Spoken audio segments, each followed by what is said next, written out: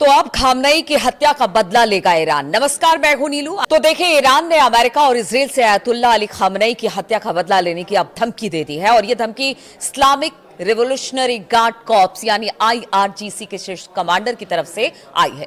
उन्होंने कहा कि यह घटना इतिहास की यादों से कभी नहीं मिटेगा। उन्होंने इसे गुनाहे अजीम करार दिया है और कहा कि इसे बिना बदला लिए ऐसे ही हम नहीं छोड़ने जा रहे हैं।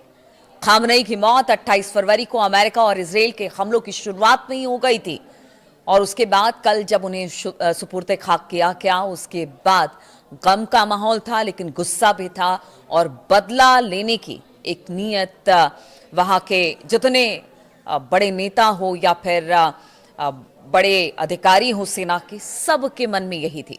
देखिए, ब्रिगेडियर जनरल अहमद वाहिदी ने कहा कि न्याय पूरी तरह से सुनिश्चित करने और अपराधी, खास तौर पर बच्चों की हत्या करने वाली अमेरिकी सेना को माकूल जवाब दिया जाएगा। सेपाह समाचार एजेंसी की रिपोर्ट के अनुसार वाहिदी ने कहा, अमेरिका के अपराधी नेताओं और इस्लामिक क्रांति और रेजिडेंस फ्रंट के सभी दुश्मनों को यह जान लेना चाहिए कि इस दैवीय नेता की कायरतापूर्ण हत्या करके वो कभी भी प्रतिरोध के झंडे को नीचे नहीं गिरा पाएंगे। यानी उन्होंने एक तरह से ये बता दिया कि ईरान के लोग ऐसे हैं कि जब तक वो बदला नहीं लेते हैं तब तक वो दम नहीं लेते हैं और इसलिए उन्होंने कहा कि हमारे बड़े नेता को मारकर वो क्या सोचते हैं कि वो बच जाएंगे, ऐसा नहीं होगा। अहमद वाहिदी ने यह भी कहा कि शहीदों का बदला लेना और दोषियों को सजा देना एक पक्की, जायज और कभी ना भूलने वाली मांग बनी रहेगी, क्योंकि हमने देखा कि जब खामनेई साहब का जनाजा निकल रहा था वहां से और उनके साथ लोग जुड़ रहे थे, आंखों में आंसू थे और दिल में गुस्सा था, तो उन्होंने कहा कि देखिए, ये जो पर्टिकुलर अगर आयतुल्ला अली खामनेई साहब के वो शहीद कहते हैं और उन्होंने कहा कि अगर उनकी शहीदी जो है वो बेजा नहीं जाएगी, ईरान के लोग इस बात को कभी नहीं भूलेंगे कि उनके बड़े धर्मगुरु को इस तरह से शहीद कर दिया गया।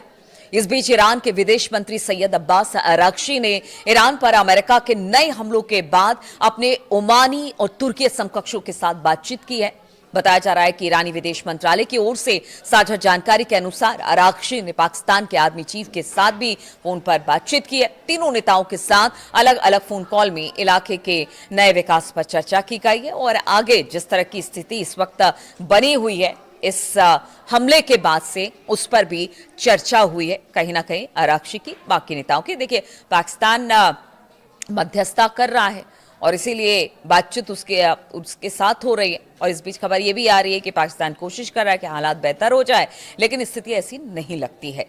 इधर गालिबाफ ने कहा कि अमेरिका का बातचीत के दौरान हमला करने का एक पुराना इतिहास रहा है। अब देखिए, एक के बाद एक बड़े नेता इस तरह की बातें कर रहे हैं और वो देखिए, ये तो शुरू से था। ईरान तो लगातार कह रहा था कि बातचीत तो एक बहाना है और देखिए, जब भी बातचीत होती है तब एक नया हमला हो जाता है।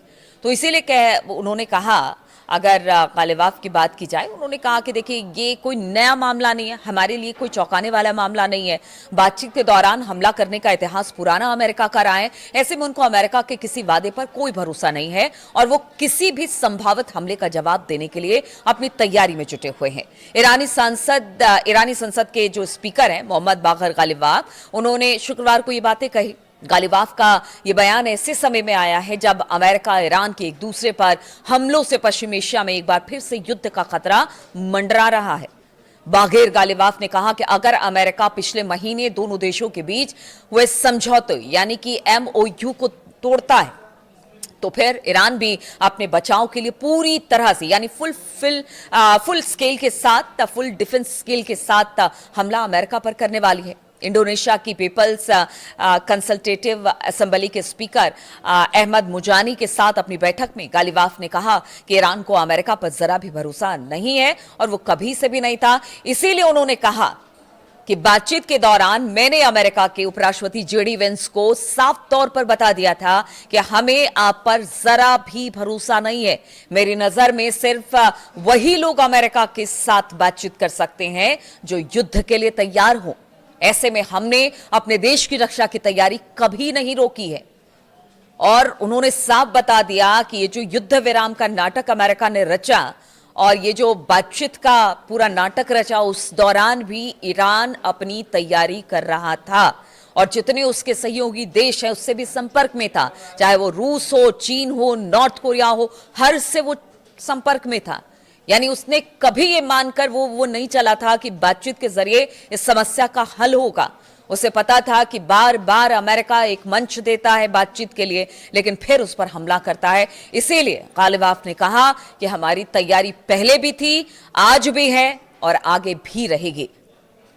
अब एक और बड़ी खबर आपको बताते हैं। ईरान के सुप्रीम लीडर मुस्तफा खामनेई पद संभालने के बाद बताया जा रहा है पहली बार सार्वजनिक रूप से सामने आ सकते हैं। ईरान की अर्ध सरकारी तस्नीम न्यूज एजेंसी ने बताया कि सुप्रीम लीडर मुस्तफा अपने दिवंगत पिता अयतुल्ला अली खामनेई के लिए सार्वजनिक प्रार्थना सभा की अगुवाई कर सकते हैं। अली खामनेई की फरवरी के आखिर में इजराइल और अमेरिका के हमलों में मौत हो गई थी। एक हफ्ते के अंतिम संस्कार समारोह के बाद अली खामनेई को उनके गृहनगर मशहद में दफना दिया गया। ईरानी न्यूज एजेंसी ने बताया कि अली खामनेई की सार्वजनिक प्रार्थना सभा के लिए होने वाले कार्यक्रम की अगुवाई उनके बेटे और उत्तराधिकारी मुस्तफा हो सकता है कर ले। यह कार्यक्रम शनिवार को फातिमा मसूमेह की मजार में स्थित इमाम खुमैनी प्रार्थना हॉल में आयोजित किया जाएगा। इस रिपोर्ट के बाद यह अटकलें तेज हो गई है कि क्या मुस्तफा खामनेई आखिरकार सार्वजनिक रूप से सामने आएंगे, क्योंकि देखिए जब अली खामनेई साहब को सुपुर्द खाक किया जा रहा था उस वक्त भी मुस्तफा सामने नहीं आए थे। सिक्योरिटी थ्रेट बताया गया था कि उनकी सिक्योरिटी को लेकर खतरा है। लेकिन क्या अब जब प्रार्थना सभा है या उसकी अगुवाई की बात तस्नीम न्यूज एजेंसी कर रहा है, तो क्या वाकई ऐसा होगा कि मुस्तफा जब से वो सुप्रीम लीडर बने हैं तब से किसी ने उन्हें नहीं देखा है? उनके संदेशों को टीवी पर जरूर प्रसारित किया जाता है। बार बार वो ये बताते हैं कि ईरान क्या कर रहा है, कैसे ईरान को आगे बढ़ना है, किस तरह से अमेरिका और इजराइल से दो हाथ करनी है। उस तरह के संदेश भी आते रहे, लेकिन कभी मुस्तफा सामने नहीं आए। अब ऐसे में अगर ये खबर सामने आ रही है तो सबको इंतजार होगा कि क्या वाकई मुस्तफा सामने आते हैं और क्या अमेरिका और इजराइल को इस बात की भनक नहीं है कि वो कोई इसे लेकर कोई बड़े हमले की प्लानिंग ना करे। तो अब देखना होगा कि क्या मुस्तफा सामने आएंगे। जो प्रार्थना सभा अली खामनेई साहब के गम में रखी गई है उसमें शामिल होंगे, उसकी अगुवाई करेंगे, इस पर भी नजर रहेगी। और साथ ही अगर अमेरिका की बात की जाए, देखिए आज शनिवार है, फिर रविवार और सोमवार को देखना पड़ेगा। यानी ये शनिवार, रविवार और सोमवार ये हमेशा से क्रूशियल रहा है ईरान अमेरिका इजराइल युद्ध में। और ऐसे में अगर ये 3 दिन यानी कि तीसरे दिन ये पता चलेगा कि स्थिति क्या है। मार्केट का तो सेंटिमेंट ऐसे ही गड़बड़ा गया इस खबर के बाद से ही कि जब से ट्रंप ने कहा कि हमला होगा और हमले हो रहे हैं, अमेरिका की तरफ से, ईरान की तरफ से लगातार हमले हो रहे हैं। ऐसे में सोमवार का दिन बहुत क्रूशियल है, शनिवार और रविवार का दिन भी बहुत क्रूशियल है। आगे क्या होता है, कैसे होता है, क्या एक बार फिर से कोई बड़ा हमला होगा या फिर कुछ और चीजें सामने आएगी, या फिर जो मध्यस्थ देश हैं जो कि ईरान और अमेरिका के बीच मध्यस्थता कर रहे थे वो इसमें कुछ अपना रोल अदा कर सकते हैं। तो बहुत सारे सवाल हैं इस युद्ध को लेकर और जो स्थिति इस वक्त मिडिल ईस्ट में बन रही है, खासतौर पर ईरान अमेरिका इजराइल के बीच में बन रही है। और लगातार नेतन्याहू तो धमकी दे ही रहे हैं।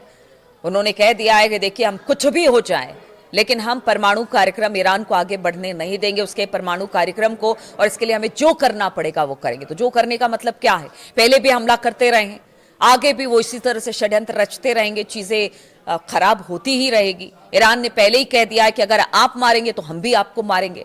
तो फिर ये युद्ध कहाँ जाएगा, कैसे आगे बढ़ेगा, क्या कुछ होगा, क्या इस समस्या का हल जल्दी निकलेगा? और इस समस्या की वजह से पूरी दुनिया में हलचल तेज हो जाती है और इस हलचल से कई लोगों की जिंदगी बर्बाद हो जाती है। आप समझिए तेल और गैस की किल्लत हो गई है, कई देश ऐसे हैं जो कर्ज में चले गए, बहुत सारी समस्याएं हैं इस एक युद्ध को लेकर।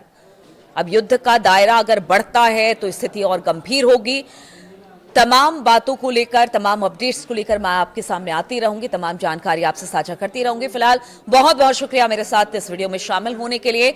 हाँ, कमेंट जरूर करते रहिएगा, बताते रहिएगा कि इस वीडियो के बारे में आप क्या सोचते हैं, इस युद्ध के बारे में आप क्या सोचते हैं और किस तरह की मंशा के साथ अब ये युग आगे बढ़ेगा। आपके कमेंट का इंतजार रहेगा। बहुत बहुत शुक्रिया आप सभी का।